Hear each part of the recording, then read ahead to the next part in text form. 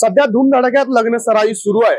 मात्र या लग्न सराईवर डोळा आहे तो चोरांचा। कारण कोल्हापुरातल्या मुस्कॉन लॉन इथल्या लग्नाच्या रिसेप्शन मध्ये तब्बल 35 तोळे सोन्यावर चोरांनी डल्ला मारलाय। नेमकं काय घडलंय पाहूयात सविस्तर।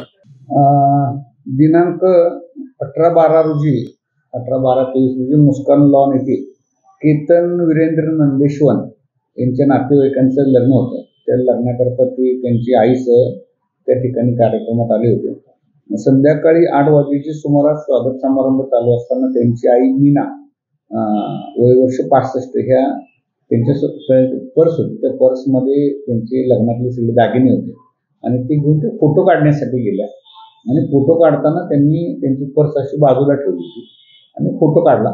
त्यानंतर त्यांच्यानंतर लक्षात आलं की ती पर्स त्या ठिकाणी नाही।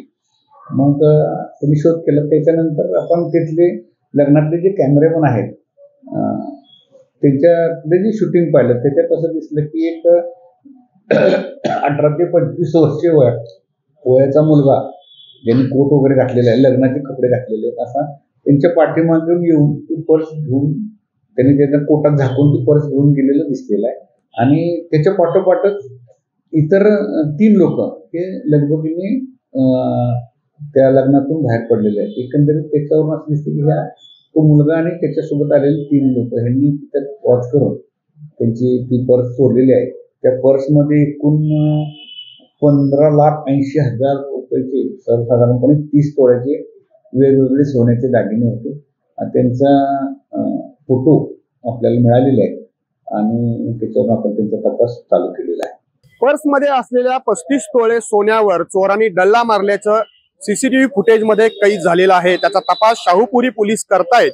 खरं तर एका बाजूला लग्न सराई सुरू असते, लग्नामध्ये उत्साह असतो, आनंद असतो, या लग्न सोहळ्यामध्ये सर्व लोक हरपून गेलेले असतात। मात्र दुसऱ्या बाजूला चोरांपासून सावध राहण्याची गरज असल्याचं आवाहन पोलिसांनी केलंय। जावेद तांबोळी, महासत्ता, कोल्हापूर।